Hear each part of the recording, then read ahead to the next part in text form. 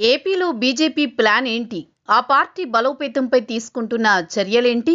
మిత్రపక్షంగా కొనసాగుతూనే బలపడాలన్న ప్రయత్నం చేస్తుందా? అసలు బీజేపీ బలపడాలంటే ఏం చేయాలి? ఇప్పుడు ఇవే పొలిటికల్ సర్కిల్స్లో హాట్ టాపిక్గా ఉన్నాయి. బీజేపీ కీలక సమావేశం జరిగింది. ఎమ్మెల్యేలతో పాటు ఎంపీలు పాల్గొన్నారు. ముఖ్య నేతలు హాజరయ్యారు. పార్టీ బలోపేతంపై చర్చించారు.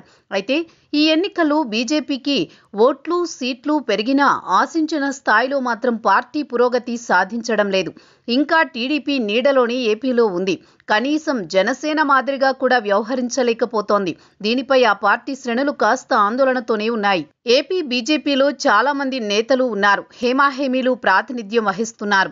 కేంద్ర మంత్రి భూపతిరాజు శ్రీనివాసవర్మ ఉన్నారు. రాష్ట్ర మంత్రిగా సత్యకుమార్ యాదవ్ ఉన్నారు. ఆపై ఏపీ నుంచి రాజ్యసభ సభ్యులుగా ఎన్నికైన వారు ఉన్నారు. బీజేపీ అగ్రనేతలుగా పురంధేశ్వరి, సీఎం రమేష్, సుజనా చౌదరి, ఆదినారాయణ రెడ్డి లాంటి నేతలు కొనసాగుతున్నారు.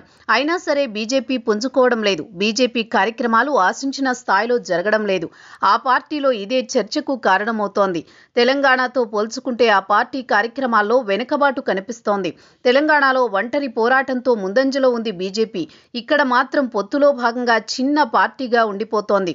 వాస్తవానికి ఏపీ బీజేపీ చీఫ్గా పీవీఎన్ మాధవ్ ఎంపికైన తర్వాత దూకుడుగా ముందుకు వెళుతుందని అంతా భావించారు. అంతకుముందు పురంధేశ్వరి కూడా ఉండేవారు. ఆమె హయాంలో ఎన్నికల్లో మంచి ఫలితాలే వచ్చాయి. 10 అసెంబ్లీ స్థానాలకు పోటీ చేస్తే 8 చోట్ల గెలిచింది ఆ పార్టీ. 6 పార్లమెంటు సీట్లలో పోటీ చేస్తే 3 గెలిచింది. ఓట్లతో పాటు సీట్లు వచ్చాయి. అయితే పురంధేశ్వరి రాజమండ్రి ఎంపీగా ఉన్నారు. ఆమెను తప్పించి ఆమె స్థానంలో పీవీఎన్ మాధవ్కు ఛాన్స్ ఇచ్చారు.